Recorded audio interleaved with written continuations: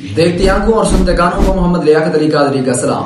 یہی ہے آرزو کہ تعلیم قرآن عام ہو جائے، ہر پرچم سے اونچا پرچم اسلام ہو جائے۔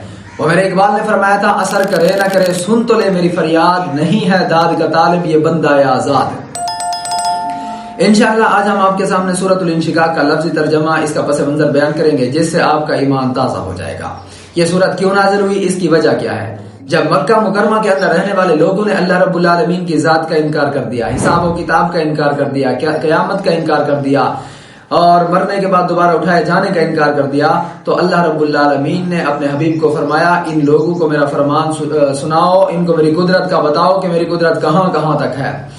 فرمایا اذا السماء انشقت، جب آسمان پھٹ جائے گا، وَآذِنَتْ لِرَبِّهَا، اور کان رکھے لِرَبِّهَا، اپنے رب کے لیے، وَحُقَّتْ، اور اسی لائق ہے، وَإِذَا الْأَرْضُ، اور جب زمین مدت دراز ہو، وَأَلْقَتْ، اور ڈالے مَا فِيهَا، جو اس میں ہے، وَتَخَلَّتْ، اور خالی ہو جائے۔ قرب قیامت کیا ہوگا کہ اللہ رب العالمین کے حکم سے زمین کے اندر جو خزانے ہیں وہ سب کے سب باہر آ جائیں گے۔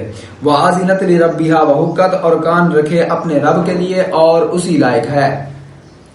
یعنی اللہ رب العالمین اپنی قدرت کا بتا رہا ہے، چاہے آسمان ہو چاہے زمین ہو، میرا حکم وہاں سب جگہوں پر چلتا ہے، میں جیسے ہی فرماؤں گا وہ ویسا کرنے لگ جائیں گے۔ ان اللہ علی کل شیء قدیر، بے شک اللہ جو چاہے اس پر قادر ہے۔ اور اس کے علاوہ فرمایا انما امرہ